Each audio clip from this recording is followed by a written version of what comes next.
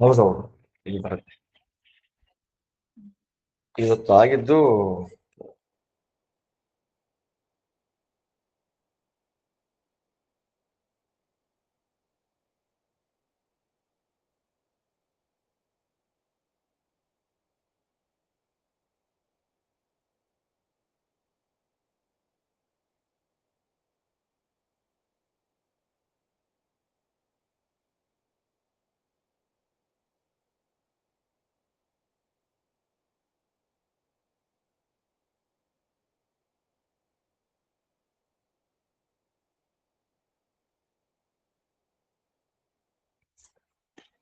ಶ್ರೀ ಗುರುಭ್ಯೋ ನಮಃ, ಪರಮಗುರುಭ್ಯೋ ನಮಃ.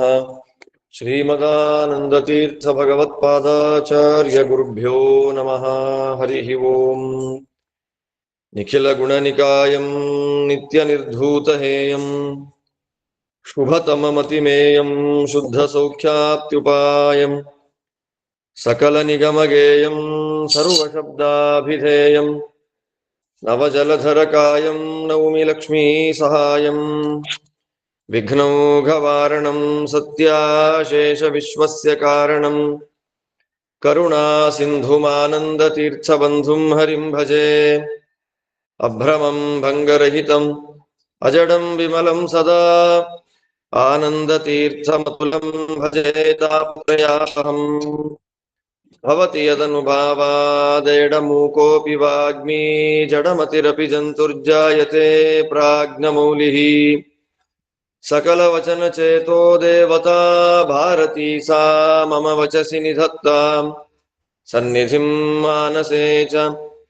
ಆಪಾದಮೌಳಿಪರ್ಯಂತಂ ಗುರುಣಾಮಾಕೃತಿಂ ಸ್ಮರೇತ್ ತೇನ ವಿಘ್ನಾಃ ಪ್ರಣಶ್ಯಂತಿ ಸಿದ್ಧ್ಯಂತಿ ಚ ಮನೋರಥಾಃ. ಹರಿ ಓಂ. ಭಕ್ತಾನಾಂ ಮಾನಸಾಂ ಭೋಜಭಾನವೇ ಕಾಮಧೇನವೇ ನಮತಾಂ ಕಲ್ಪತರವೇ ಜಯೀಂದ್ರ ಗುರವೇ ನಮಃ.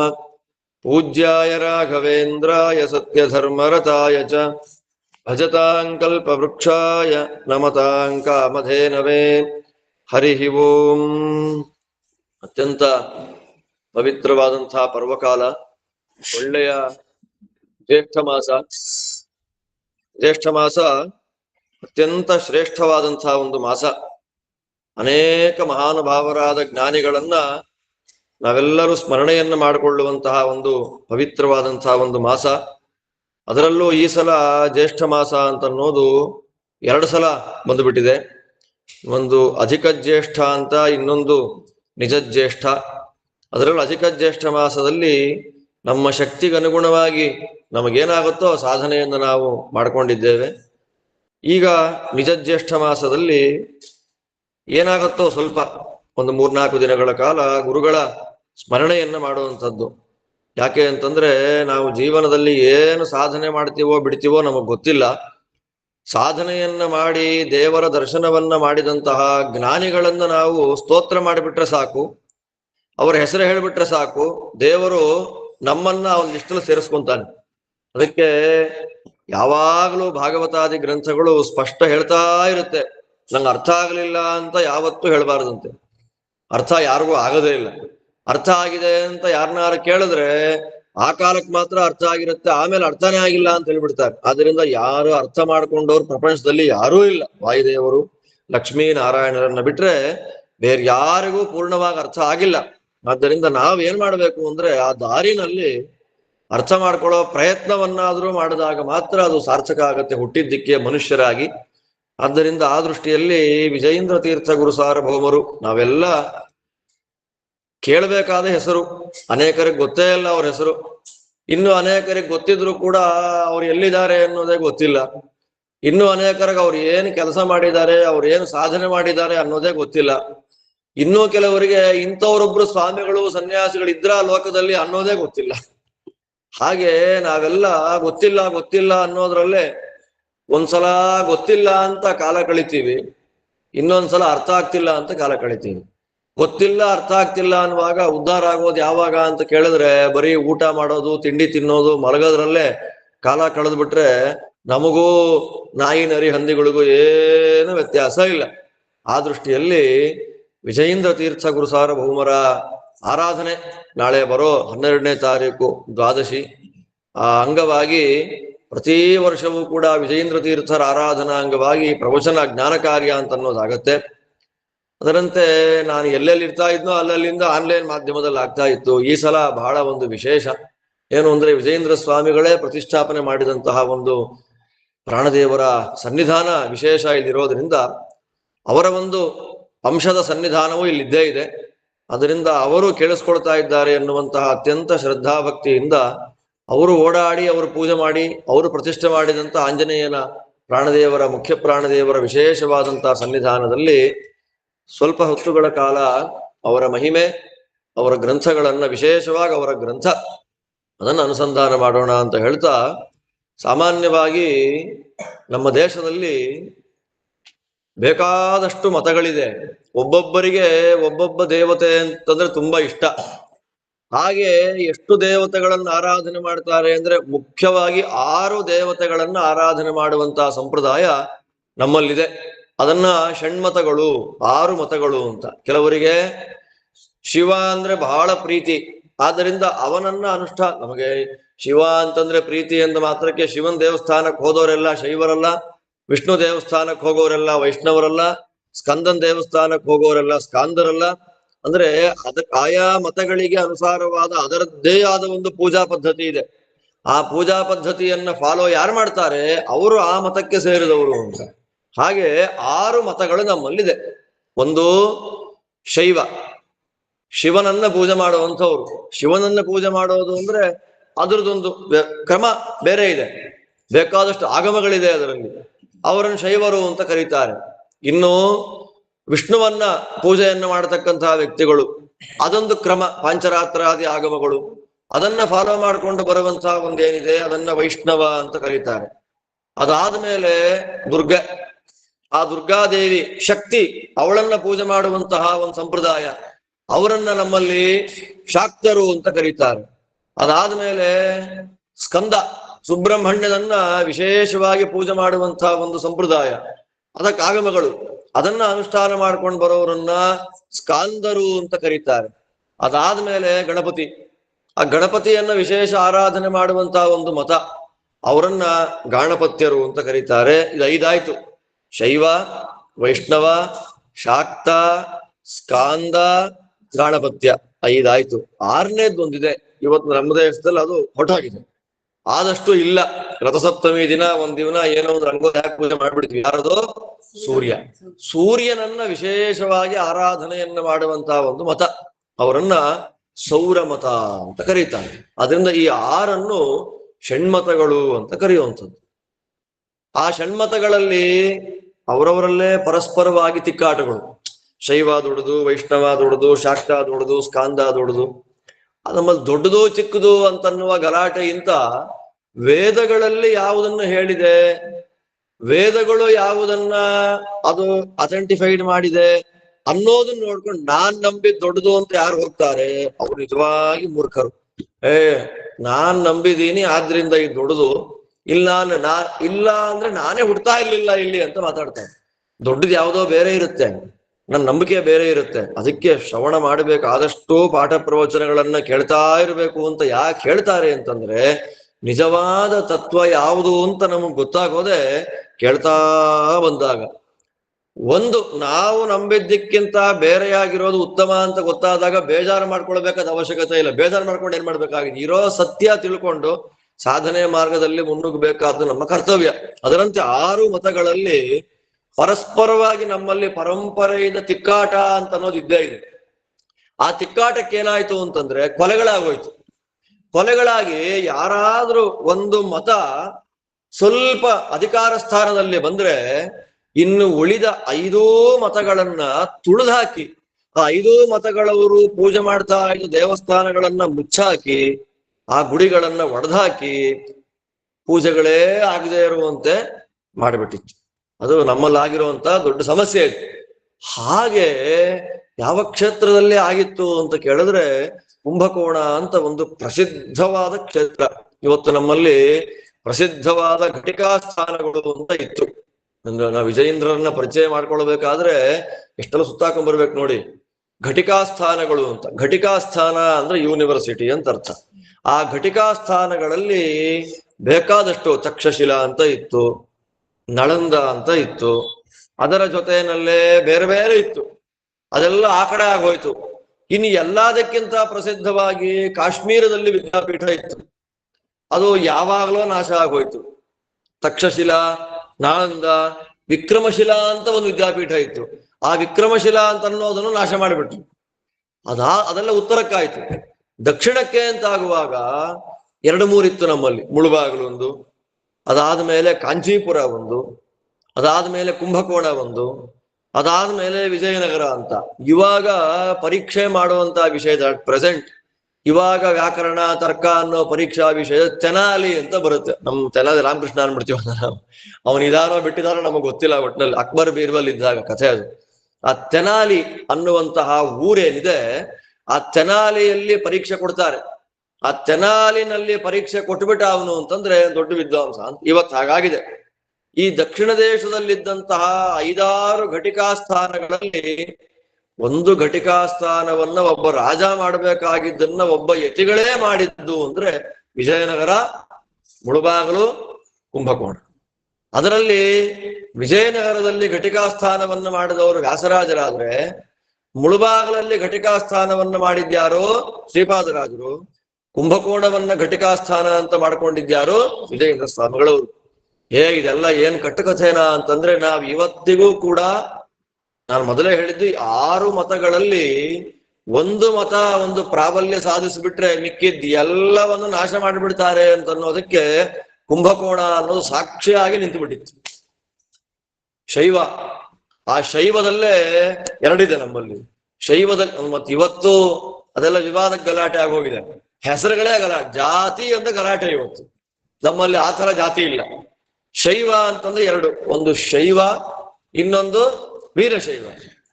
ವೀರಶೈವ ಅಂದ್ರೆ ಏನು? ಈಗ ಶೈವದವ್ರು ಏನ್ ಮಾಡ್ತಾರೆ, ಆ ಕಡೆ ವಿಷ್ಣು ದೇವಸ್ಥಾನಕ್ಕೆ ಹೋಗ್ತಾರೆ, ಈ ಕಡೆ ಗಣೇಶನ ದೇವಸ್ಥಾನಕ್ಕೆ ಹೋಗಿ ಎಲ್ಲ ಇಲ್ಲ. ಆದ್ರೆ ವೀರಶೈವ ಅಂತ ಬಂದಾಗ ಆ ರುದ್ರದೇವರ ದೇವಸ್ಥಾನ, ರುದ್ರದೇವರ ಆರಾಧನೆ ಒಂದನ್ನ ಬಿಟ್ಟು ಬೇರೆ ಇನ್ಯಾವುದೂ ಮಾಡೋ ಹಾಗಿಲ್ಲ. ಯಾವ ಮಟ್ಟಿಗೆ ಅಂದ್ರೆ ರುದ್ರದೇವರ ಹೆಂಡತಿಯಾದ ಪಾರ್ವತೀ ದೇವಿ, ಮಕ್ಕಳಾದಂತಹ ಸುಬ್ರಹ್ಮಣ್ಯ, ಗಣಪತಿಯ ಪೂಜೆಯನ್ನು ಆಗಿಲ್ಲ. ಹಾಗೆ ಒಬ್ಬ ಲಿಂಗರಾಜೇಂದ್ರ ಅನ್ನುವಂತಹ ದೊಡ್ಡ ವೀರಶೈವ ವಿದ್ವಾಂಸ, ಅವನು ಕುಂಭಕೋಣ ಕ್ಷೇತ್ರವನ್ನ ಅವನು ಏನ್ ಮಾಡ್ಬಿಟ್ಟಿದ್ದ, ಆಕ್ರಮಿಸ್ಕೊಂಡಿದ್ದ. ಆಕ್ರಮಿಸ್ಕೊಳ್ಳೋ ಮುಸಲ್ಮಾನರು ಹೊಡೆದಾಕ್ತಾರಲ್ಲ, ಆತರ ಆಕ್ರಮಣ ಅಲ್ಲ ಅದು, ಬೌದ್ಧಿಕವಾದ ಆಕ್ರಮಣ. ವಾಕ್ಯಾರ್ಥಗಳನ್ನ ಮಾಡಿ, ವಾದಗೋಷ್ಠಿಗಳನ್ನ ಮಾಡಿ, ಇಡೀ ಅಲ್ಲಿದ್ದ ಎಲ್ಲ ಬೇರೆ ಬೇರೆ ಮತದವ್ರನ್ನೆಲ್ಲ ಕಂಟ್ರೋಲ್ ತಗೊಂಡ್ಬಿಟ್ಟಿದ್ದ.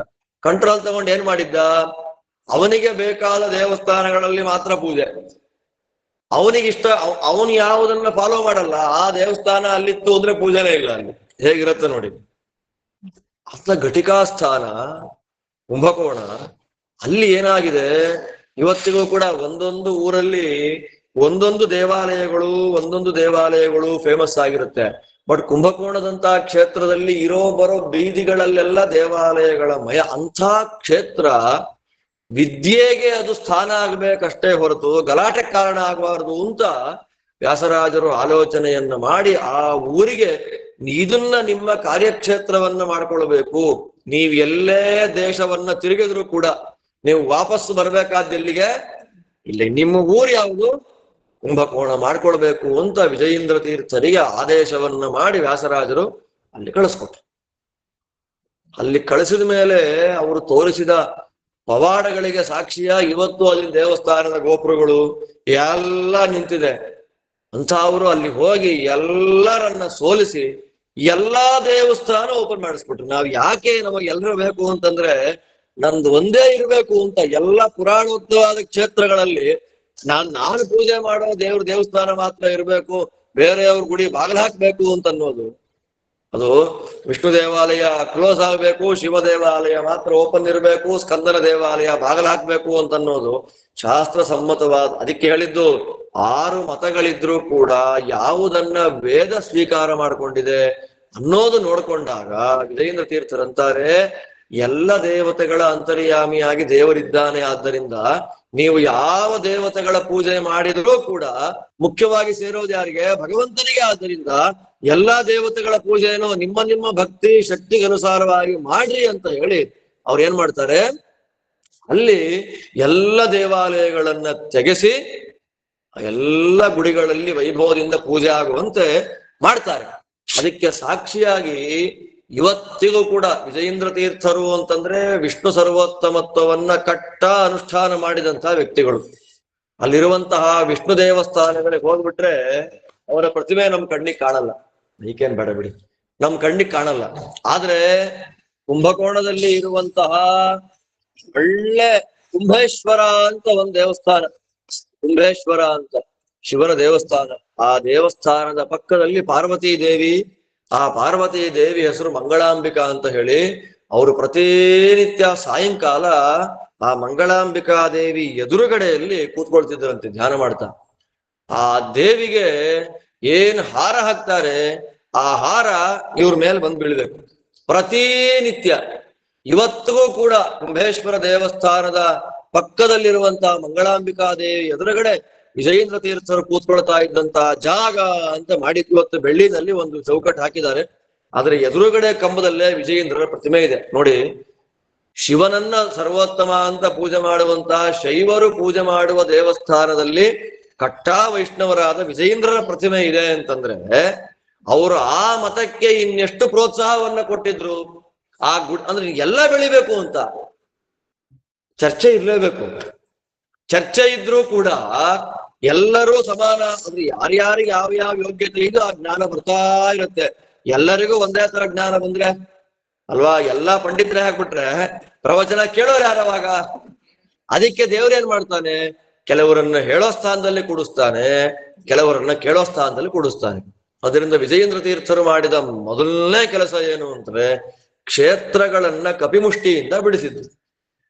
ಯಾರ್ಯಾರು ಪೂಜೆ ಮಾಡ್ತಾರೋ ಅವರವರಿಗೇ ಆ ದೇವಸ್ಥಾನದ ಜವಾಬ್ದಾರಿಗಳನ್ನ ಕೊಟ್ಟಿದ್ರು. ನೋಡಿ, ಅವ್ರು ಮಾಡಿದ್ರೆ ಇಡೀ ಕುಂಭಕೋಣ ಕ್ಷೇತ್ರವನ್ನ ಬರೀ ಒಂದು ಮತದವರು ಅಂದ್ರೆ ವಿಜಯೇಂದ್ರ ತೀರ್ಥರು ಫಾಲೋ ಮಾಡ್ತಾ ಇದ್ದ ಮತವನ್ನೇ ಎಲ್ಲ ಗುಡಿಗಳಲ್ಲಿ ಮಾಡ್ಬೋದು, ಎಲ್ಲ ಬೆಳಿಬೇಕು ಅನ್ನೋ ಉದ್ದೇಶ. ಆದ್ರೆ ಅವರ ಸಿದ್ಧಾಂತ ಯಾವುದಿತ್ತು? ಶಾಸ್ತ್ರಗಳು ಯಾವುದನ್ನ ಸತ್ಯ ಅಂತ ಹೇಳುತ್ತೆ, ಯಾವುದು ಶಾಸ್ತ್ರ ಹೀಗೆ ಮಾಡಿದ್ರೆ ನೀವು ಉದ್ಧಾರ ಆಗ್ತೀರಿ ಅಂತ ಹೇಳುತ್ತೆ, ಅದನ್ನ ಅನುಷ್ಠಾನ ಮಾಡೋದಾಗಿತ್ತು ನಾವು ತಿಳ್ಕೊಳ್ಬೇಕಾದ ಅದೇ. ಆದ್ದರಿಂದ ನಮ್ಮಲ್ಲಿ ಮುಖ್ಯವಾಗಿ ಕೊರತೆ ಇರೋದೇನು ಅಂದ್ರೆ ದೊಡ್ಡವ್ರ ಹೆಸರೆಲ್ಲ ಓ ಅಂತ ಹೇಳ್ತೀವಿ, ಹಬ್ಬ ಮಾಡ್ತೀವಿ, ಅನುಷ್ಠಾನ ಮಾಡ್ತೀವಿ. ಅವರು ಬರೆದ ಗ್ರಂಥಗಳ ಬಗ್ಗೆ ದಿವ್ಯವಾದಂತಹ ನಿರ್ಲಕ್ಷ್ಯ. ಅದಕ್ಕೆ ಆ ನಿರ್ಲಕ್ಷ್ಯ ನಮಗೆ ಇರೋ ಹೊತ್ತಿಗೆನೆ ಫೇಸ್ಬುಕ್ ಅಲ್ಲಿ ಯಾರ್ಯಾರೋ ಬಂದು ಯಾರ್ಯಾವ್ದೋ ಗ್ರಂಥ ಏನೇನೋ ಜ್ಞಾನ ಕೊಡ್ತಾನೆ. ಈ ಮುದ್ರೆ ಇಟ್ಕೊಂಡು ಮಾಡಿದ್ರೆ ನಿಮ್ಗೆ ಗ್ಯಾಸ್ಟ್ರಿಕ್ ಕಡಿಮೆ ಆಗೋಗುತ್ತೆ ಅಂತ ಏನೇನೋ. ನಾವೇನ್ ಮಾಡ್ತೀವಿ? ಜ್ಞಾನ ಇಲ್ಲ, ನಾವು ಓದಿಲ್ಲ, ಸ್ವಂತ ಯಾರೋ ಹೇಳಿದ ಮಾತನ್ನ ಕೇಳಿ ನಮಗ್ ಗೊತ್ತಿಲ್ಲ, ಅವ್ನ್ ಮುದ್ರೆ ತೋರಿಸ್ದ ಅಂತ ನಾವು ಮಾಡ್ಬಿಡ್ತೀವಿ. ಏನೇನೋ ನೆಗೆಟಿವ್ ಶಕ್ತಿ ಕ್ರಿಯೇಟ್ ಆಗಿ ಎಲ್ಲ ಹಾಳಾಗಿ ಹೋಗ್ಬಿಡುತ್ತೆ. ಆದ್ದರಿಂದ ನಾವು ದೊಡ್ಡವ್ರ ಹೆಸರು ಹೇಳೋದು ಮಾತ್ರ ಅಲ್ಲ, ಆ ದೊಡ್ಡವರು ಬರ್ಕೊಟ್ಟ ಗ್ರಂಥಗಳಲ್ಲಿ ಒಂದ್ ಎರಡನ್ನಾದ್ರೂ ನಾವು ಪರಿಚಯ ಮಾಡಿಕೊಂಡ್ರೆ ಅವ್ರ ಹೆಸರು ಹೇಳಿದ್ದಕ್ಕೆ ಸಾರ್ಥಕ. ಇಲ್ಲ ಅಂದ್ರೆ ಖಂಡಿತವಾಗ್ಲೂ ಇಲ್ಲ. ಆ ದೃಷ್ಟಿನಲ್ಲಿ ಕೆಲವು ಜ್ಞಾನಿಗಳ ಎಷ್ಟು ಗ್ರಂಥಗಳನ್ನ ಈ ಮಧ್ವಾಚಾರ್ಯರು ಎಷ್ಟು ಗ್ರಂಥ ಬರೆದಿದ್ದಾರೆ ಅಂದ್ರೆ 37 ಅಥವಾ 51 ಅಂತ ಹೇಳ್ಬಿಡ್ತಾರೆ. ಜಯತೀರ್ಥರು ಎಷ್ಟು ಗ್ರಂಥ ಬರೆದ್ರು ಅಂದ್ರೆ 21 ಅಂತಾರೆ. ವಿಜಯೇಂದ್ರ ತೀರ್ಥರು ಎಷ್ಟು ಗ್ರಂಥ ಬರೆದ್ರು ಅಂತಂದ್ರೆ ಆ ಗ್ರಂಥದ ಹೆಸರು ಹೇಳಕ್ಕೆ ಒಂದು ಗ್ರಂಥ ಆಗ್ಬಿಡುತ್ತೆ. ಅಂದ್ರೆ ಇಡೀ ಅವರ ಜೀವಮಾನವನ್ನ ಎಷ್ಟು ಸಾರಸ್ವತ ಸೇವೆಗೆ ಉಪಯೋಗ ಮಾಡ್ಕೊಂಡ್ಬಿಟ್ಟಿದ್ದಾರೆ ಅಂತಂದ್ರೆ ನಮಗ್ ಆಶ್ಚರ್ಯ ಆಗೋಗುತ್ತೆ. ಒಂದ್ಸಲ ಒಂದು ವಾರ ಪೂರ್ತಿ ವಿಜಯೇಂದ್ರ ತೀರ್ಥರ ಗ್ರಂಥಗಳನ್ನೇ ಪರಿಚಯ ಮಾಡಿಕೊಡುವಂತ ಉಪನ್ಯಾಸ ಮಾಡ್ಬಿಟ್ಟಿದ್ದೆ ಒಂದು 5-6 ವರ್ಷದ ಹಿಂದೆ. ಬರೇ ಈ ಗ್ರಂಥದಲ್ಲಿ ಹೀಗಿದೆ, ಆ ಗ್ರಂಥಗಳ ಪರಿಚಯ ಮಾತ್ರ 1 ವಾರ ಆಗಿತ್ತು. ಆ 1 ವಾರ ಆದ್ರೂ ಕೂಡ ಪೂರ್ತಿ ನಮ್ಗೆ ಹೇಳಕ್ ಆಗ್ಲಿಲ್ಲ. ಆ ದೃಷ್ಟಿನಲ್ಲಿ ಎಷ್ಟು ಗ್ರಂಥಗಳನ್ನ ಬರೆದಿದ್ದಾರೆ ಅಂತಂದ್ರೆ ಅವರು ಬರೆದ ಗ್ರಂಥಗಳ ಸಂಖ್ಯೆ ಒಟ್ಟು 104. ನಮಗ್ ಕಲ್ಪನೆ ಮಾಡ್ಕೊಳಕ್ಕಾಗಲ್ಲ. ನಾವು ಲೀವ್ ಲೆಟ್ರೇ ಬರ್ದಿರಲ್ಲ ಅಷ್ಟೊಂದು ಸ್ಕೂಲ್ಗೆ. ಮಹಾನುಭಾವರು ಗ್ರಂಥಗಳನ್ನ ಬರೆದಿದ್ದಾರೆ. ಅವರ ಗ್ರಂಥಗಳ ಹೆಸರು ನಮ್ಗೆ ಹೇಳಕ್ ಯೋಗ್ಯತೆ ಇಲ್ಲ. ಎಷ್ಟು ಗ್ರಂಥಗಳನ್ನ ಬರೆದಿದ್ದಾರೆ ಹೇಳ್ದೆ, 104 ಗ್ರಂಥಗಳು. ಬರೀ ಗ್ರಂಥಗಳು ಎಲ್ಲಾರು ಗ್ರಂಥ ಬರೀತಾರ್ರಿ, ಇವ್ರೇನ್ ಗ್ರಂಥ ಬರೆದ್ರು ಅಂದ್ರೆ ಯಾರು ಯಾವುದನ್ನ ಟಚ್ಚೇ ಮಾಡಿಲ್ಲ ಅದನ್ನ ಟಚ್ ಮಾಡ್ತಾರೆ ಇವ್ರಿಗೆ. ವಿಜಯೇಂದ್ರ ತೀರ್ಥರ ವೈಶಿಷ್ಟ್ಯ ಏನು ಅಂತಂದ್ರೆ ಬೇರೆಯವರು ಯಾರು ಈ ಸಬ್ಜೆಕ್ಟ್ ಅನ್ನು ಟಚ್ಚೇ ಮಾಡಿರಬಾರ್ದು, ಆ ಸಬ್ಜೆಕ್ಟ್ ಅನ್ನ ಮಹಾನುಭಾವರು ನಮಗ್ ಟಚ್ ಮಾಡಿ ಹೀಗೆಲ್ಲ ಇದೆಯಾ ಇಲ್ಲಿ ಅಂತ ನಮಗೆ ತೋರಿಸ್ಕೊಡ್ತಾರೆ. ಆದ್ರೆ ಚಾತುರ್ಯ ಏಕಾಕೃತಿ ಅವರು ಹೇಗಿದ್ರು ಅಂತಂದ್ರೆ ಚಾತುರ್ಯ ಅಂದ್ರೆ ಏನು? ಚತುರತೆ ಅಂತ ಕರೀತಾರೆ. ಏನ್ ಚತುರತೆ ಅಂದ್ರೆ ಏನು? ನೀವ್ ಏನೇ ಕೇಳಲಿ ಅದನ್ನ ಮಾಡ್ತಾರೆ. ಒಂದ್ ಸ್ವಲ್ಪ ನಾನ್ ಗ್ಲಾನ್ಸ್ ಮಾಡ್ಕೊಂಬಂದ್ ಹೇಳ್ತೀನಿ ರೀ, ನಾಳೆ ಹೇಳ್ತೀನಿ ರೀ, ಪುಸ್ತಕ ನೋಡ್ಬಿಟ್ಟು ಹೇಳ್ತೀನಿ ರೀ, ಇಲ್ಲ ದೊಡ್ಡವ್ರನ್ನ ಯಾರನ್ನೋ ಕೇಳ್ಬಿಟ್ಟು ಹೇಳ್ತೀನಿ ರೀ, ಅವರೆಲ್ಲ ಅದು ಇಲ್ವೇ ಇಲ್ಲ ಸ್ವಾಮಿ ನನಗೆ ಡೌಟ್ ಇದೆ ಅಂದ್ರೆ ಅಲ್ಲೇ ಪ್ರಶ್ನೆ ಕೇಳ್ತಾ ಇದ್ದ ಹಾಗೆ ಉತ್ತರ.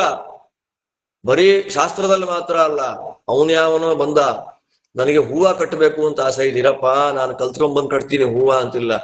ವಂಶ ಪಾರಂಪರ್ಯವಾಗಿ ಹೂವನ್ನ ಕಟ್ಟುವ ಕೆಲಸ ಮಾಡ್ತಿರ್ತಾರಲ್ಲ ಅವರೇ ನಾಚ್ಕೊಂಡ್ಬಿಡ್ಬೇಕು, ಆ ತರ ಹೂವ ಕಟ್ತಾ ಇದ್ರು.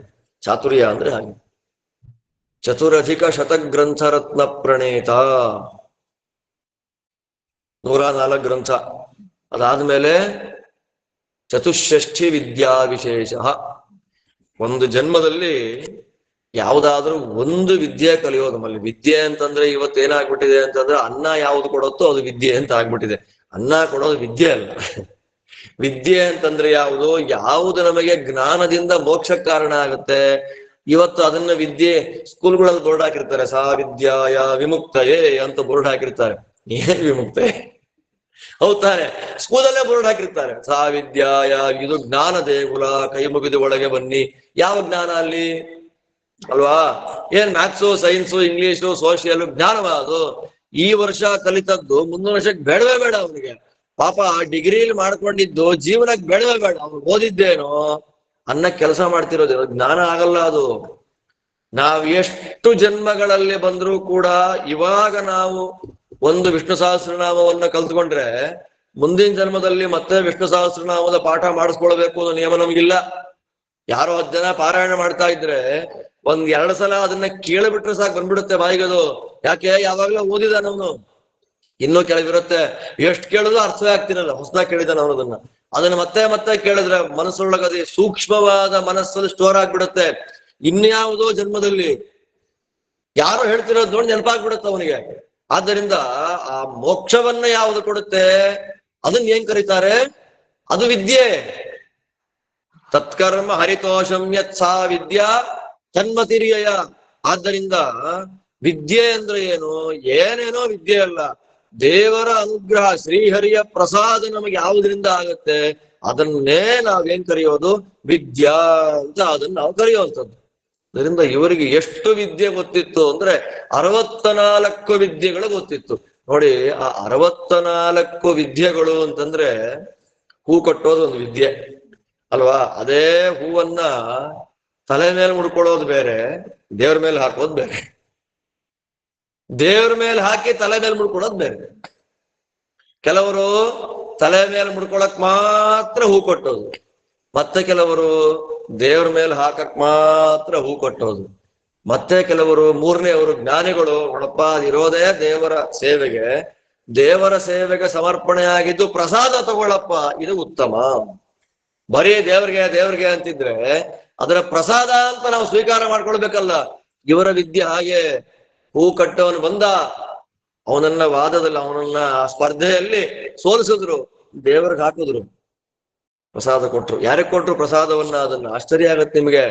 ಹೇಗಾದ್ರೂ ಮಾಡಿ ಸೋಲಿಸ್ಬೇಕು. ವಿಜಯೇಂದ್ರ ತೀರ್ಥ ಗ್ರಂಥ ಒಳಗೆ ಪ್ರವೇಶ ಮಾಡೋ ಮೊದಲು ಅವ್ರು ಪರಿಚಯ ಮಾಡ್ಕೊಟ್ಬಿಡ್ತೀನಿ, ಎಂಥವ್ರವರು ಅಂತ. ಒಬ್ಬ ವೇಶ್ಯೆಯನ್ನ ಬುಕ್ ಮಾಡ್ಕೊಂಡ್ರು. ಯಾರನ್ನ? ವೇಶ್ಯೆಯನ್ನ. ಮೈ ಮಾರಿಕೊಂಡು ಬದುಕುವಂಥವಳವಳು. ಮತ್ತೆ ಇವತ್ತಿನ ಕಾಲದ ವೇಶ್ಯೆಯರಲ್ಲ, ಅವತ್ತಿನ ಕಾಲದ ವೇಶ್ಯೆಯರು ಅಂದ್ರೆ ವೇಶ್ಯೆ, ಸೂಳೆಕೆರೆ ಅಂತೆಲ್ಲ ಬೇಕಾದಷ್ಟಿದೆ. ಅವರೆಲ್ಲ ದೇವಸ್ಥಾನಗಳಿಗೆ ದಾನ ದತ್ತಿಗಳನ್ನ ಕೊಟ್ಟವರು. ಅವರಿಗೆ ರಾಜ ಮರ್ಯಾದೆ. ಮೈಸೂರಂತ ರಾಜರ ನಗರದಲ್ಲಿ ಅರಮನೆ ಪಕ್ಕದ ಬೀದಿಗಳಲ್ಲೇ ವಾಸ ಮಾಡೋ, ಇವತ್ತಿನ ತರ ಕೆಟ್ಟ ದೃಷ್ಟಿಯಲ್ಲಿ ನೋಡುವಂಥದ್ದಲ್ಲ ಅವರನ್ನೆಲ್ಲ. ಕೆಲವು ವೇಶ್ಯರಿಗಂತೂ ಕೈ ಮುಗಿದು ನಮಸ್ಕಾರ ಮಾಡ್ಬೇಕು ನಾವು ಅವ್ರಿಗೆ. ಅಷ್ಟು ಸೇವೆಗಳನ್ನ ಮಾಡಿದ್ದಾರೆ, ಅಷ್ಟು ದೇವಸ್ಥಾನ ಕಟ್ಟಿಬಿಟ್ಟಿದ್ದಾರೆ. ಆದ್ರೆ ಅವಳನ್ನ ಒಬ್ಬ ಯತಿ ಹತ್ರ ಪರೀಕ್ಷೆ ಕಳಿಸಿ ತಪ್ಪೋ ಸರಿನೋ ಅಂತ ಕಳಿಸೋದು ಆಲೋಚನೆ ಮಾಡ್ಬೇಕಾಗಿತ್ತು. ಯಾರ ಹತ್ರ ಕಳಿಸಿದ್ ನೀವು ಅವಳನ್ನ? ಸನ್ಯಾಸಿಗಳ ಹತ್ರ ಕಳಿಸಿದ್ರು. ನೀವು ಪರೀಕ್ಷೆ ಮಾಡು ಅಲ್ವಾ? 64 ವಿದ್ಯೆಗಳಲ್ಲಿ ಕಾಮ ಅನ್ನೋದು ಒಂದು ವಿದ್ಯೆ.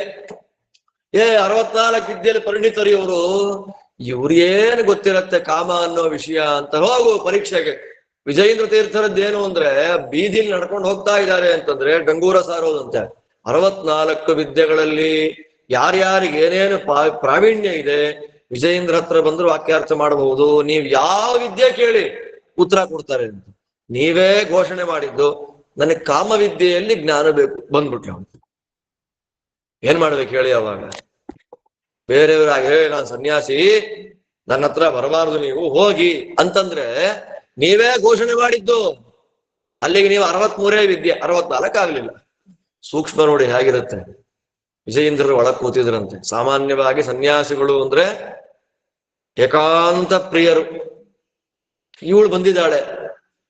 ಅವತ್ತೇನ್ ಮಾಡಿದ್ರು, ರಾಮದೇವರಿಗೆ ಪೂಜೆ ಮಾಡಿದ್ದ ಒಂದು ಹೂವು ಗೊಂಚಲು, ಯಾವುದೋ ಹೂವ, ಸಂಪಿಗೆನೋ ಮಲ್ಲಿಗೆನೋ ಸೇವಂತಿಗೆ ಜಾಜಿ ಯಾವುದೋ, ಆ ಹೂವನ್ನ ಏನ್ ಮಾಡಿದ್ದಾರೆ ಗಂಟು ಕಟ್ಟು ಶಿಷ್ಯನಿಗೆ ಕೊಟ್ಟಿದ್ದಾರೆ. ಆ ಶಿಷ್ಯನಿಗೆ ಹೇಳ್ತಾರೆ, ನೋಡಪ್ಪ ಹೆಣ್ಮಗಳು ಬರ್ತಾಳೆ, ನನ್ನನ್ನ ಈ ವಿದ್ಯೆಯಲ್ಲಿ ಸ್ವಲ್ಪ ಪರೀಕ್ಷೆ ಮಾಡಬೇಕು ಅಂತ ಬರ್ತಾಳೆ. ಅವಳು ಬರ್ತಾ ಇದ್ದ ಹಾಗೆ ಅವಳ ಭುಜದ ಮೇಲೆ ಈ ಹೂವನ್ನ ಟಚ್ ಮಾಡಿಸ್ಬಿಡು ಸಾಕು ನೀನು. ಹೇಗಿರುತ್ತೆ ನೋಡು. ಅಂದ್ರೆ ಹೂ ಕಟ್ಟೋದು ಕೊಡಕ್ಕೆ, ದೇವರಿಗೆ, ನಮಗೆ ಪ್ರಸಾದಕ್ಕೆ ಅಂತ. ದೇವರಿಗೆ ಹೂ ಹಾಕಿದ್ದನ್ನ ತಲೆ ಮೇಲೆ ಮುಡ್ಕೊಂಡ್ರೆ ಅದರಷ್ಟು ದೊಡ್ಡ ಪುಣ್ಯ ಇನ್ನೊಂದಿಲ್ಲ. ಆ ವೇಶ್ಯೆಗೆ ಮುಟ್ಸು ಅಂದ್ರು. ಡೈರೆಕ್ಟ್ ಆಗಿ ಬಂದ್ಲು ಮಠಕ್ಕೆ ವೇಶ್ಯೆ. ಬಂದ್ರೆ ದ್ವಾರಪಾಲಕ, ಮಠದ ದ್ವಾರಪಾಲಕ, ವೇಶ್ಯೆ ಬಂದ್ರೆ ಅವಳ ಭುಜಕ್ಕೆ ತಾಕಿಸ್ತಾ ಇದ್ದ ಹಾಗೆ ಅವಳು ಕಣ್ಣು ಬಿಡಕ್ಕೆ ಆಗ್ಲಿಲ್ಲ ಅವಳ ಕೈಲಿ. ಅಷ್ಟು ಅಲೌಕಿಕವಾದ ಆನಂದ. ಎಷ್ಟು ಬಿಟ್ಟ ಪುರುಷರು ಅವಳ ಹತ್ರ ಬಂದಿದಾರೋ ಸುಖಕ್ಕೋಸ್ಕರವಾಗಿ. ಎಲ್ಲ ಮಾನುಷ ಸುಖ. ದೇವರಿಗೆ ಪೂಜೆ ಮಾಡಿದ ಒಂದು ಪುಷ್ಪವನ್ನ ಭುಜಕ್ಕೆ ತಾಕಿಸ್ತಾ ಇದ್ದಾಗ ಅವಳಿಗೆ ಆದ ಆನಂದ ಇದೆ ಅಲ್ಲ, ತಡ್ಕೊಳಕ್ಕೆ ಆಗದೆ ಕುಸದ ಕೆಳಗೆ ಬಿದ್ದೋದ್ಲಂತೆ. ಯಾರು ಕೊಟ್ರಿ ಹೂವನ? ಗುರುಗಳು, ನೀನು ಬರ್ತೀಯಾ, ನಿನಗೆ ಭುಜಕ್ಕೆ ಸ್ಪರ್ಶ ಮಾಡು ಅಂತ ಹೂವ ಕೊಟ್ಟಿದ್ದಾರೆ. ಒಂದು ಹೂವಲ್ಲೇ ಲೌಕಿಕವಾದ ಆನಂದ ಅನ್ನೋದು ಏನಿಲ್ಲ. ಬರೀ ಒಂದು ಯೌವನ ಇರೋ ತನಕ ಅಷ್ಟೇ. ಬರೀ ಯೌವನ ಇದ್ರೆ ಸಾಲದು, ದುಡ್ಡಿರೋ ತನಕ ಅಷ್ಟೇ, ಶ್ರೀಮಂತಿಕೆ ಇರೋ ತನಕ ಅಷ್ಟೇ, ಶಕ್ತಿ ಇಲ್ಲ ಆಮೇಲೆ. ಇದು ಹೇಯವಾದ ಜೀವನ. ಆದ್ದರಿಂದ ಜೀವನದಲ್ಲಿ ಊಟ, ತಿಂಡಿ, ನಿದ್ರೆ, ಓಡಾಟ ಹೇಗೋ ಇದೂ ಹಾಗೆ. ಆದ್ದರಿಂದ ಸಾಧನೆಗೆ ಅತ್ಯಂತ ಪ್ರಧಾನವಾದದ್ದು ಭಗವದ್ಭಕ್ತಿ ಅನ್ನೋ ಜ್ಞಾನ. ದೇವರಿಗೆ ಹಾಕಿದ ಒಂದು ಹೂವು ಮುಟ್ತಾ ಇದ್ದ ಹಾಗೆ ಆ ವೇಶ್ಯೆಗೆ ಬಂತು ಅಂತಂದ್ರೆ ಆ ಪೂಜೆಯನ್ನ ಮಾಡುವಾಗ ಅನುಸಂಧಾನ ವಿಜಯೇಂದ್ರರು ಹೇಗೆ ಮಾಡಿದ್ರು ಅಂತ ನಮ್ ಕಲ್ಪನೆಗೂ ಬರಲ್ಲ. ಚಾತುರ್ಯ, ಅದೇ ಚಾತುರ್ಯ. 64 ವಿದ್ಯೆ ಅಂತ ಹೇಳಿದ್ವಲ್ಲ, ಅದರಲ್ಲೊಬ್ಬ ವೇಶ್ಯೆಯಲ್ಲಿ ಮಾತಾಡದೆ, ಅವಳನ್ನ ಕಣ್ಣೆತ್ತು ನೋಡದೆ, ದೇವರ ಪ್ರಸಾದವನ್ನ ಮುಟ್ಟಿಸಿ ಅಲೌಕಿಕ ತೃಪ್ತಿಯನ್ನ ಕೊಟ್ಬಿಟ್ಟು ಮತ್ಯಾವತ್ತು ವೇಶ್ಯಾವೃತ್ತಿ ಮಾಡ್ಲೇ ಇಲ್ಲ. ಹೇಗಿರುತ್ತೆ ನೋಡಿ ಸಾಧನೆ. ಗ್ರಂಥಗಳು ಒಂದೊಂದ್ಸಲ ಹೇಗೆ ಹೊರಗೆ ಬರುತ್ತೆ ಗೊತ್ತಿಲ್ಲ. ಕೆಲವರು ಇರ್ತಾರೆ ಗುರುಗಳನ್ನ ಪರೀಕ್ಷೆ ಮಾಡೋ, ಗುರುಗಳನ್ನೇ ಪರೀಕ್ಷೆ ಮಾಡೋರು ಅಂತ. ಕೆಲವರು ಪರೀಕ್ಷೆ ಮಾಡಬೇಕು ಅಂತ ಕೇರಳದಿಂದ ಹೆಣ್ಣುಮಕ್ಕಳನ್ನ ಕರೆಸಿದ್ದಾರೆ. ಕೇರಳದಿಂದ ಎಣ್ಣೆ ಮಸಾಜ್ ಮೈಗೆಲ್ಲ. ಸನ್ಯಾಸಿಗಳಿಗೆ ಎಣ್ಣೆ ಮಸಾಜ್ ಅಂತ ಅನ್ನೋದು, ಅಭ್ಯಂಗ ಅಂತ ಅನ್ನೋದು ನಿಷಿದ್ಧ. ಒಂದು ದಿನ ಬಿಟ್ಟು. ಯಾವತ್ತು ಬಿಟ್ಟು? ದೀಪಾವಳಿ, ನರಕ ಚತುರ್ದಶಿ ದಿನ ಸನ್ಯಾಸಿಗಳು ಎಲ್ಲರೂ ಮಾಡ್ಕೋಬೇಕು ಅವತ್ತು ಎಣ್ಣೆ ಸ್ನಾನ. ಸರಿ, ಇವರೇ ಘೋಷಣೆ ಮಾಡಿದ್ದಾರೆ. ಘೋಷಣೆ ಮಾಡಿದ ಹಾಗೆ ಬಂದ್ರು, ಸ್ವಾಮಿ ನಮ್ಮನ್ನು ಕಳಿಸಿದ್ದಾರೆ, ನಿಮಗೆ ಇಂದ್ರಿಯ ನಿಗ್ರಹ ಶಕ್ತಿ ಇದೆಯೋ ಇಲ್ವೋ ಅಂತ ಪರೀಕ್ಷೆ ಮಾಡ್ಬೇಕು ಅಂತ. ನೋಡಿ, ಒಂದು ಸಲ ಒಂದು ಸಿದ್ಧಾಂತವನ್ನ ಸ್ಥಾಪನೆ ಮಾಡ್ಬೇಕು ಅಂತಂದ್ರೆ ನಮಗೆ ಇವತ್ತೆಲ್ಲ ಏನಿಲ್ಲ. ಅವ್ರ ಹೆಸರು ಹೇಳ್ಕೊಂಡು ನಾವು ಅಚ್ಚುಕಟ್ಟಾಗಿ ಊಟ ಮಾಡ್ಬಿಡ್ತೀವಿ. ಅವ್ರ ಹೆಸರು ಹೇಳ್ಕೊಂಡು ಆರಾಧನೆಗಳಲ್ಲಿ ಅಲ್ಲಿ ಇಲ್ಲಿ ಅಚ್ಚುಕಟ್ಟಾಗಿ ಊಟ ಮಾಡ್ಬಿಡ್ತೀವಿ. ಅವರ ಹೆಸರು ಹೇಳಿ ಆರಾಧನೆ ಮಾಡಿಸ್ಕೊಳ್ಳುವಂತ ವ್ಯಕ್ತಿತ್ವ ಆಗ್ಬೇಕು ಅಂದ್ರೆ ಇನ್ನೆಷ್ಟು ಕಷ್ಟ. ಅವ್ರ ದೇವಾಂಶ ಸಂಭೂತರು, ಜ್ಞಾನಿಗಳು ಎಲ್ಲ ಇದೆ. ಅದು ಬಿಟ್ಟು ಒಂದು ಸಿದ್ಧಾಂತ ಸ್ಥಾಪನೆ ಮಾಡ್ಬೇಕು ಅಂದ್ರೆ ಎಂಥವ್ರನ್ನೆಲ್ಲ ಎದುರಿಸ್ಬೇಕಾಗತ್ತೆ ನೋಡಿ, ದೊಂಬರಾಟದವ್ರನ್ನ. ಹೇಗಿರುತ್ತೆ ನೋಡಿ ಅದೆಲ್ಲ. ಬಂದ್ರು. ಬಂದಾಗ ಸನ್ಯಾಸಿಗಳಿಗೆ ಭೂಷಣ ಯಾವುದು? ಕೌಪೀನ. ಅವ್ರಂತಾರೆ ನಿಮ್ ಕೌಪೀನ ಬೇಡ ಅಂತ. ಮತ್ತೆ ಇನ್ಹಾಗೆ ನಗ್ನವಾಗಿ ಕೂಡ ಆಗಿಲ್ಲ, ಬಾಳೆ ಎಲೆ ಸುತ್ಕೊಂಡು ಕೂತ್ಕೊಳ್ಳಿ ನೀವು ಅಂದ್ರಂತೆ. ಪರೀಕ್ಷೆ ಅಂದ್ರೆ ಹೇಗಿರುತ್ತೆ ನೋಡಿ. ಕೂತರು ಮಹಾನುಭಾವರು, ಕಣ್ಣು ಮುಚ್ಚಿದ್ರು. ನನಗೇನ್ ದೇವರನ್ನ ಮನಸ್ಸಲ್ಲಿ ಇಟ್ಕೊಂಡವನ್ಗೆ ಯಾರು ಬಂದ್ರೆ ಏನಾಗತ್ತೆ, ಅದಕ್ಕೆ ಅವ್ರ ಹೆಸರೇ ಹೇಳಿಬಿಟ್ರೆ ನಮಗೆ ಅಷ್ಟು ದೊಡ್ಡ ಪುಣ್ಯ. ಬಾಳೆ ಎಲೆ ಸುತ್ತಕೊಂಡು ಮಹಾನುಭಾವರು ಕೂತಿದ್ದಾರೆ. ಕೂತರೆ ಆ ಹೆಣ್ಮಕ್ಳೆಲ್ಲ ಬಂದು ಅವರ ತಲೆಯಿಂದ ಕಾಲ್ ತನಕ ಅಂಗಗಳಿಗೆಲ್ಲ ಎಣ್ಣೆ ಹಚ್ಚಿ ಮಸಾಜ್ ಮಾಡ್ತಾ ಇದ್ದಾರೆ. ವಿಜಯೇಂದ್ರ ಕಣ್ಮುಚ್ಬಿಟ್ಟಿದ್ದಾರೆ. ಅನ್ಕೊಂಡ್ರು, ಓಹೋ ಹೊರಗಡೆ ತೋರ್ಸಕ್ ಆಗ್ತಿಲ್ಲ, ನಂಗೆ ಸುಖ ಆಗ್ತಾ ಇದೆ, ಮಸಾಜ್ ಆನಂದ ಆಗ್ತಾ ಇದೆ, ಅದಕ್ಕೆ ಕಣ್ಮುಚ್ಬಿಟ್ಟಿದ್ದಾರೆ. ಇನ್ನು ಕೆಲವರು ಅನ್ಕೊಂಡ್ರು ಮಲ್ಕೊಂಡ್ಬಿಟ್ಟಿದ್ದಾರೆ ಇವರು ಅಲ್ವಾ, ತುಂಬಾ ಮಸಾಜ್ ಮಾಡ್ಬಿಟ್ಟಿದ್ದವ್ರು ತಲೆ, ಆದ್ರಿಂದ ಇವರು ಮಲಗಿಬಿಟ್ಟಿದ್ದಾರೆ ಅಂತ. ಅಲ್ಲ, ಆಗ್ತಿದ್ದು ಬೇರೆ. ಎದ್ರು, ಒಂದು ಅರ್ಧ ಮುಕ್ಕಾಲು ಗಂಟೆ ಮಸಾಜ್ ಆಯ್ತು. ಎದ್ದ ಮೇಲೆ ಶಿಷ್ಯ ಕೌಪಿನ ವಸ್ತ್ರ ತಂದ್ಕೊಟ್ಟ. ಉಟ್ಕೊಂಡಿದ್ದಂತಹ ಬಾಳೆ, ಅದು ಎಳೆ ಬಾಳೆ ಸುರುಳಿ ತೆಕ್ಕೊಟ್ರು. ನೋಡ್ರಪ್ಪ, ಇದ್ರಲ್ಲಿ ಏನಾದ್ರು ವಿಕಾರ ಆಗಿದ್ಯಾ ನೋಡಿ.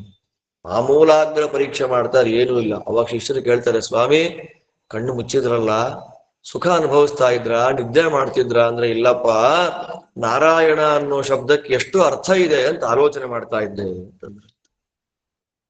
ಅವ್ರ ಎಣ್ಣೆ ಮಸಾಜ್ ಮಾಡುವ ಸಂದರ್ಭದಲ್ಲಿ ಆ ಟೈಮಲ್ಲಿ 150ಕ್ಕೂ ಹೆಚ್ಚು ಅರ್ಥಗಳನ್ನ ನಾರಾಯಣ ಅನ್ನೋ ಶಬ್ದಕ್ಕೆ ಅರ್ಥ ಮಾಡಿದ್ದಾರೆ. ಆಮೇಲೆ ಅದನ್ನು ಎದ್ದು ಎಲ್ಲ ಬರೆದಿಟ್ಟು, ಅದೇ ನಾರಾಯಣ ಶಬ್ದಾರ್ಥ ನಿರ್ವಚನಂ ಅನ್ನುವಂತ ಮೋಸ್ಟ್ ಫೇಮಸ್ ಗ್ರಂಥ.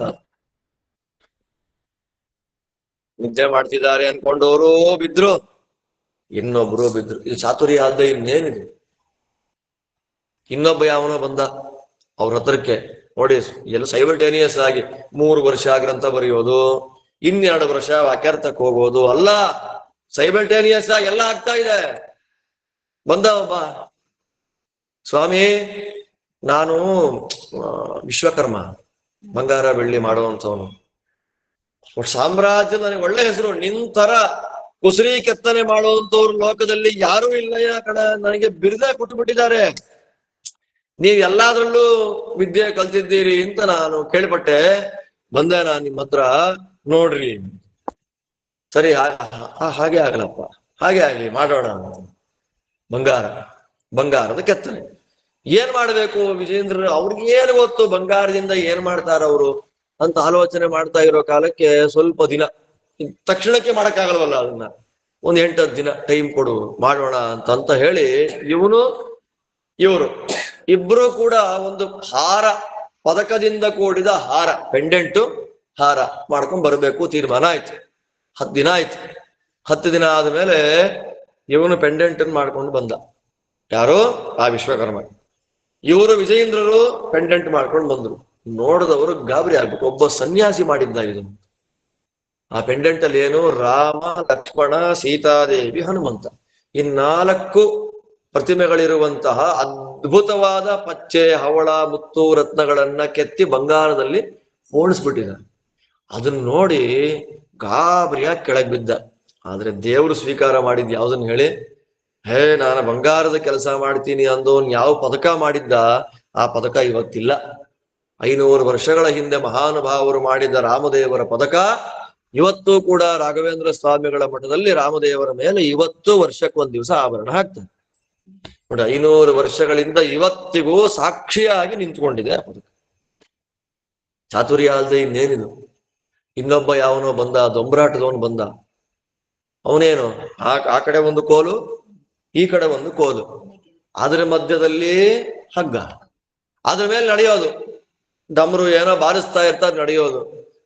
ಅವನು ಬಂದ ನೋಡಿ, ಎಂಥವ್ರು ಬರ್ತಾರೆ. ಅವನು ಬರ್ತಾ ಇದ್ದ ಹಾಗೆ ಈ ಮಹಾನುಭಾವರು ಏನ್ ಮಾಡ್ತಾರೆ, ಸ್ವಲ್ಪ ಹೈ ಲೆವೆಲ್ ಅಲ್ವಾ ಇವರು, ನಿಮ್ಗೆ 8 ಅಡಿ ಬೇಡ ಸ್ವಾಮಿ, ಈ ದೇವಸ್ಥಾನದ ಗೋಪುರದ ಕಲಶದಿಂದ ಆ ದೇವಸ್ಥಾನದ ಗೋಪುರಕ್ಕೆ ಹತ್ತತ್ರ ಒಂದು ಅರ್ಧ ಕಿಲೋಮೀಟರ್ ಆಗುತ್ತೆ, ನಡ್ಕೊಂಡು ಹೋಗ್ಬೇಕು ನೀವು ಅಂತ.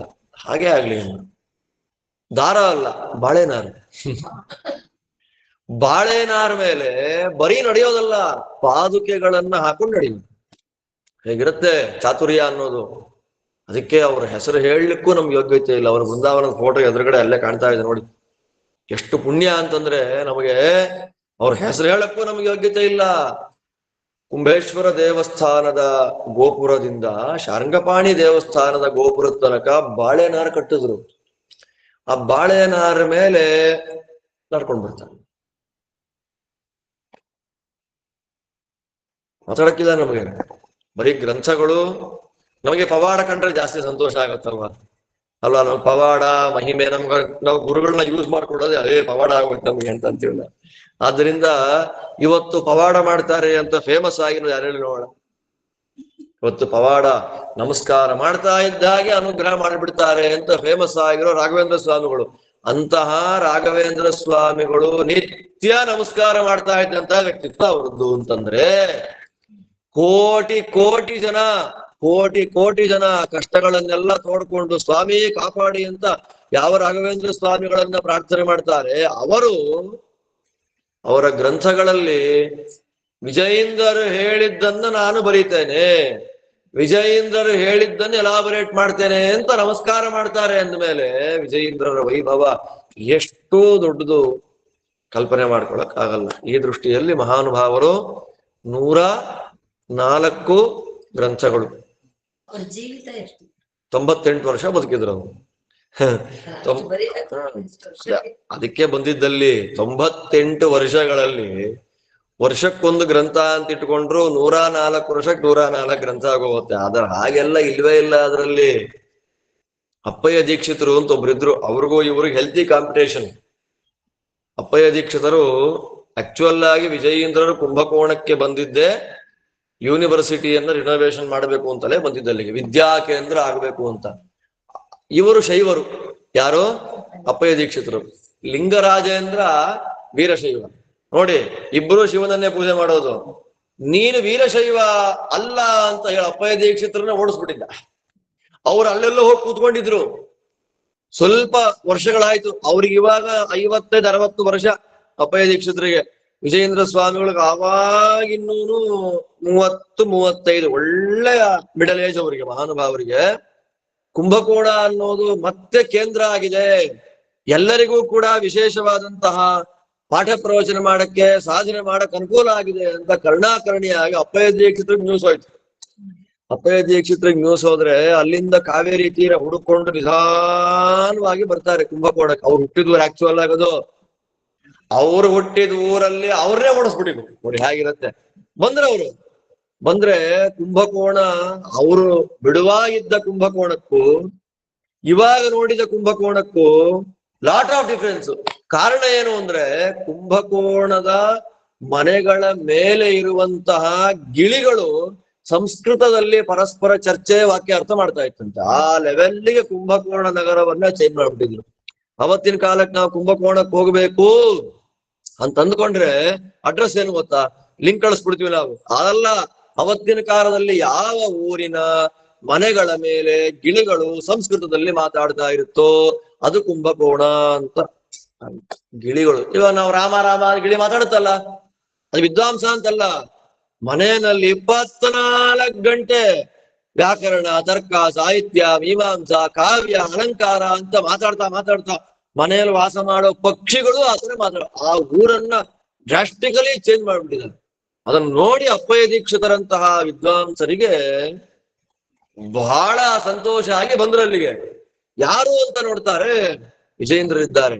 ಇವರಿಗೂ ಸೈದ್ಧಾಂತಿಕವಾಗಿ, ಆದರೆ ಪರ್ಸನಲ್ ಆಗಿ ಕ್ಲೋಸ್ ಫ್ರೆಂಡ್ಸ್ ಅವರಿದ್ರು. ಅಂದ್ರೆ ನಮ್ಮ ಆ ಸಿದ್ಧಾಂತ, ಅನುಷ್ಠಾನ, ಆಚರಣೆಗಳು ಬೇರೆ ಆಗಿದ್ರು ಕೂಡ ನಾವು ವೈಯಕ್ತಿಕವಾಗಿ ಸ್ನೇಹಿತರಾಗಿರೋದಕ್ಕೆ ಯಾವ ತೊಂದರೆಯೂ ಇಲ್ಲ. ಯಾವ ಲೆವೆಲ್ಗೆ ಅವರು, ಅದು ಸನಾತನ ಧರ್ಮದ, ಓವರ್ ಆಲ್ ಸನಾತನ ಧರ್ಮದ ಒಗ್ಗಟ್ಟಿಗೆ ಅದು ಕಾರಣ ಆಗುತ್ತೆ.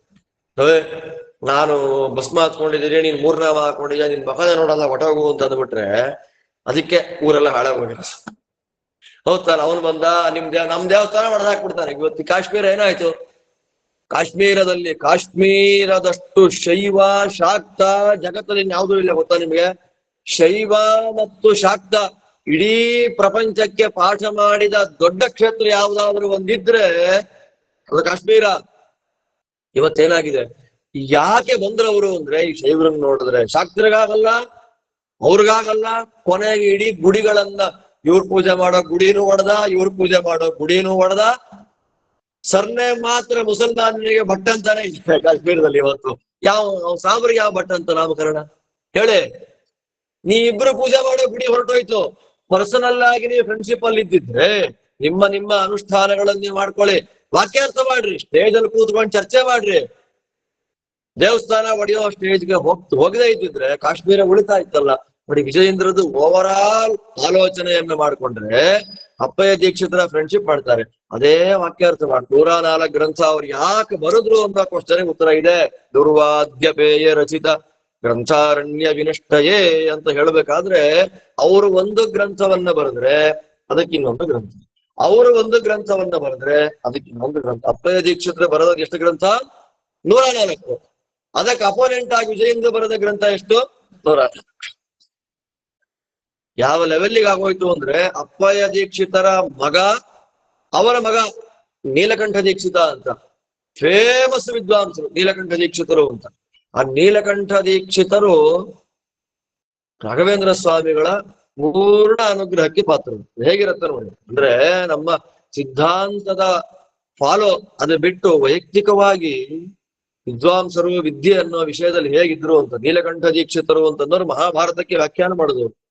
ಅದರಿಂದ ಅಂತಹ ಅಪ್ಪಯ್ಯ ದೀಕ್ಷಿತರು ಬರೆದ ಗ್ರಂಥಗಳಿಗೆ ಪ್ರತಿಯಾಗಿ ವಿಜಯೇಂದ್ರ ತೀರ್ಥರು 104 ಗ್ರಂಥಗಳನ್ನ ಬರೆದಿದ್ದಾರೆ. ಅಂತಹ 104 ಗ್ರಂಥಗಳಲ್ಲಿ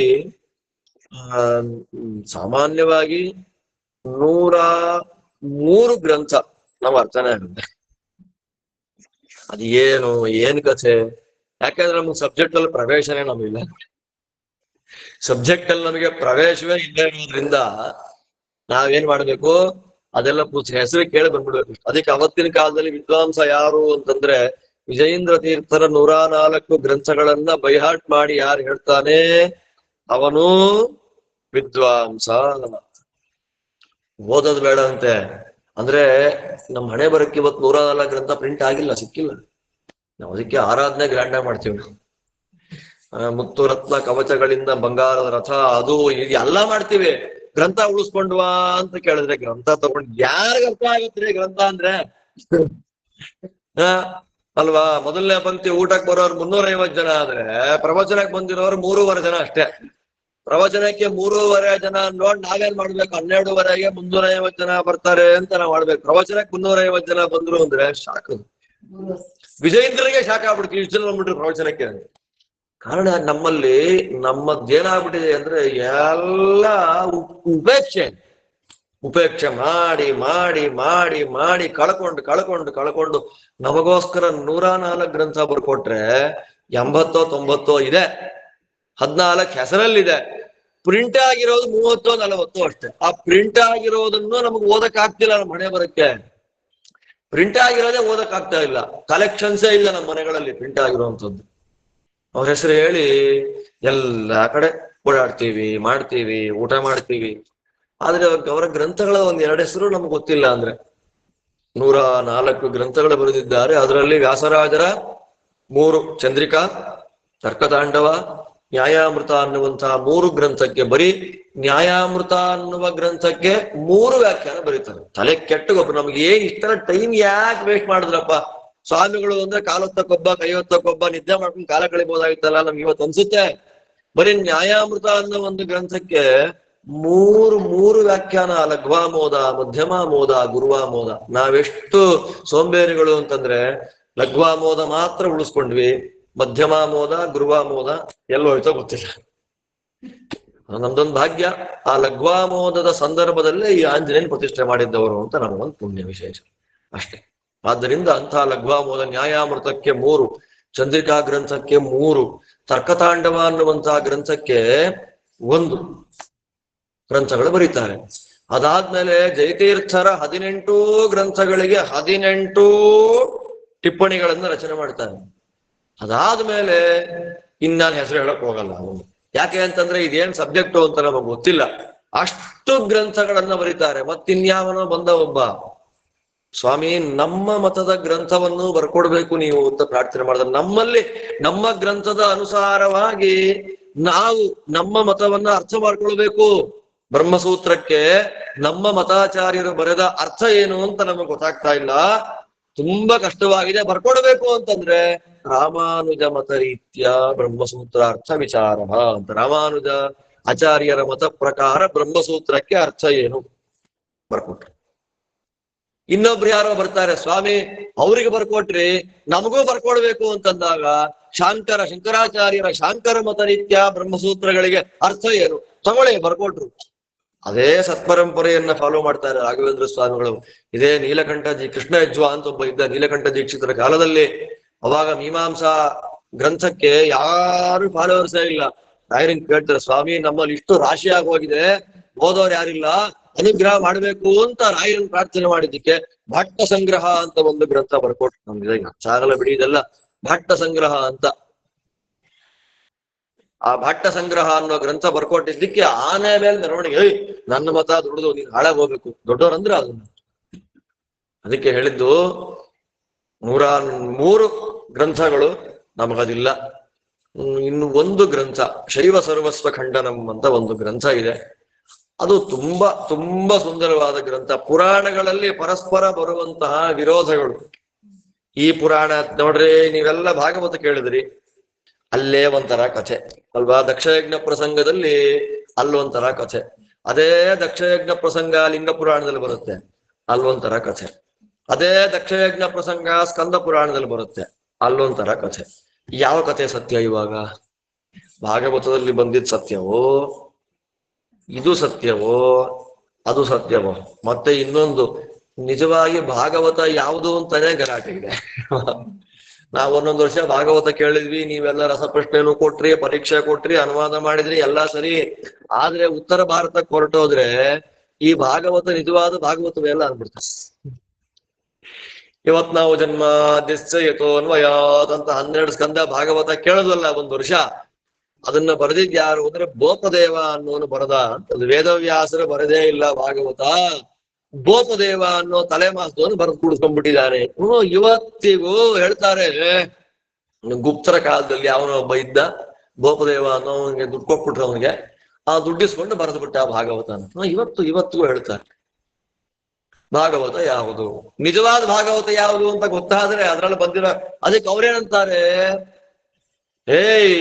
ಭಾಗವತ ಕೃಷ್ಣನನ್ ದೊಡ್ಡವನ್ ಮಾಡಕ್ ಬರ್ಕೊಂಡ್ ಕಥೆ, ಕೃಷ್ಣನ್ ಯಾರು ಪೂಜೆ ಮಾಡ್ತಾರೆ ಅವರು ಕೃಷ್ಣ ದೊಡ್ಡವನು ಅಂತ ಬರ್ಕೊಂಡದ್ ಒಂದು ಅವ್ರ ಬೆನ್ ತಟ್ಕೊಳಕ್ ಬರ್ಕೊಂಡಿದ್ ಕಥೆ ಅಂತ. ಆದ್ರಿಂದ ಅಲ್ಲಿ ಬರೋ ಕಥೆ ನಿಜಾನು, ಇಲ್ಲಿ ಬರೋದ್ ನಿಜಾನು, ಅಲ್ಲಿ ಬರೋದ್ ನಿಜಾನು, ಯಾವ್ದು ನಿಜ ವಿಮರ್ಶೆ ಆಗ್ಬೇಕು, ಚರ್ಚೆ ಆಗ್ಬೇಕು, ಯಾವುದು ಸತ್ಯ ಅಂತ ಅದನ್ನ ಮಾಡ್ಲಿಕ್ಕೆ ಅಂತ ವಿಜಯೇಂದ್ರ ಗುರುಸಾರ್ವಭೌಮರು ರಚನೆ ಮಾಡಿಕೊಟ್ಟಂತ ಒಂದು ಶ್ರೇಷ್ಠವಾದ ಗ್ರಂಥ ನ್ಯಾಯ ಮೌಕ್ತಿಕ ಮಾಲಾ.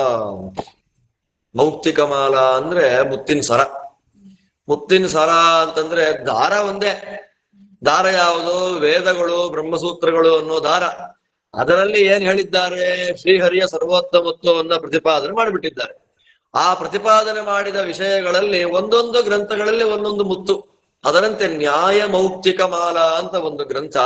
ಆ ನ್ಯಾಯ ಮೌಕ್ತಿಕ ಮಾಲಾದಲ್ಲಿ ಒಂದು ಮುತ್ತು ಯಾವುದು ಅಂತಂದ್ರೆ, ಪುರಾಣಗಳಲ್ಲಿ ಪರಸ್ಪರವಾಗಿ ಏನು ವಿರೋಧ ಬರುತ್ತೆ ಆ ವಿರೋಧಗಳನ್ನ ಪರಿಹಾರ ಮಾಡಿ ಯಾವುದು ಸತ್ಯ, ದೇವರು ನಿರ್ದೋಷ, ದೇವರು ಗುಣಪೂರ್ಣ ಅನ್ನೋದನ್ನ ಸಮರ್ಥನೆ ಮಾಡಿಕೊಡುವ ಒಂದು ಸುಂದರವಾದ ಒಂದು ಗ್ರಂಥ. ಸಿನಿಮಾ ಧಾರಾವಾಹಿಗಳು ನೋಡ್ಬಿಟ್ರೆ ಕ್ಲೀನ್ ಅರ್ಥ ಆಗುವಂತಿದಲ್ಲ. ಇವತ್ತಿನ ಧಾರಾವಾಹಿಗಳಲ್ಲಿ, ಇವತ್ತಿನ ಸಿನಿಮಾಗಳಲ್ಲಿ ಹೇಗೆ ವಿಕೃತವನ್ನ ಮಾಡಿ ತೋರಿಸ್ತಾ ಇದ್ದಾರೆ, ಅದೇ ರೀತಿಯಲ್ಲಿ ಮನಸ್ಸಿಗೆ ಬೇಜಾರಾಗುವಂತೆ ಆಯಾ ಪುರಾಣಗಳಲ್ಲಿ ಕಥೆಗಳು ಬಂದ್ಬಿಡುತ್ತೆ. ಆದ್ದರಿಂದ ನಾವು ಯಾವ್ದಾದ್ರು ಒಂದು ಪ್ರತಿಮೆ ದೇವರನ್ನು ನೋಡುವಾಗ ಆ ಪ್ರತಿಮೆಯಲ್ಲಿ ಆ ದೇವರು ದೊಡ್ಡವನು, ದೋಷ ಇಲ್ಲ, ಅವನಲ್ಲಿ ಗುಣ ಇದೆ ಅಂತ ನಮಸ್ಕಾರ ಮಾಡಿದ್ರೆ ಮಾತ್ರ ಪುಣ್ಯ. ಊರಿ ದೇವ್ರನ್ನ ನೋಡಿದ್ವಿ, ಆ ಧಾರಾವಾಹಿ ತೋರಿಸ್ಬಿಟ್ಟಿದ್ರಲ್ಲ, ಈ ದೇವರೇ ಓಡೋಗ್ಬಿಟ್ರು ಅಂತ ಅನ್ಬಿಟ್ಟು ಈ ಪ್ರತಿಮೆ ನೋಡಿ ಧಾರಾವಾಹಿ ನೆನಪು ಮಾಡ್ಕೊಂಡು ಈ ದೇವರು ಓಡೋಗ್ಬಿಟ್ರು, ಆ ನೆನಪನ್ನು ನಮಸ್ಕಾರ ಮಾಡಿದ್ರೆ ನಮ್ಗೇನು ಪುಣ್ಯವಂತ ಏನಾದ್ರು. ಹಾಗೆ ಒಬ್ಬ ದೇವರಿಗೆ, ದೇವತೆಗೆ, ಗಂಡು ದೇವತೆ, ಹೆಣ್ಣು ದೇವತೆ ನಮಸ್ಕಾರ ಮಾಡ್ಬೇಕಾದ್ರೆ ಅದರಲ್ಲಿ ಗುಣದೋಷಗಳೇನೇನಿದೆ, ಎಲ್ಲಿ ಗುಣ ಜಾಸ್ತಿ ಇದೆ, ಯಾವ ದೋಷಗಳಿದೆ, ಅದೆಲ್ಲ ನೋಡ್ಕೊಂಡು ನಮಸ್ಕಾರ ಮಾಡಿದಾಗ ಮಾತ್ರ ಪುಣ್ಯ. ಇಲ್ಲ ಅಂದ್ರೆ ಏನೋ ಅವ್ನು ನಮಸ್ಕಾರ ಮಾಡ್ದ, ನಾನ್ ನಮಸ್ಕಾರ ಮಾಡ್ದೆ ಅಂದ್ರೆ ಖಂಡಿತವಾಗ್ಲೂ ಪುಣ್ಯ ಬರಲ್ಲ.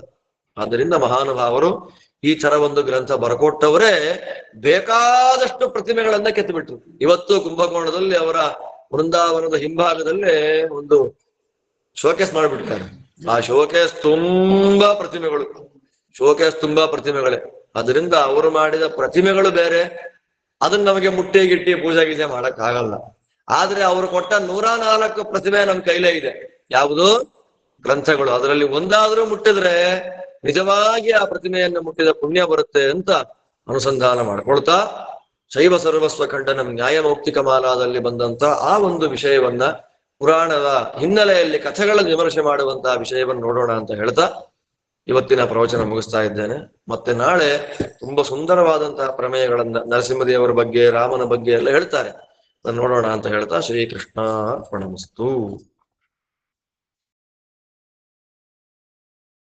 ಧನ್ಯವಾದ.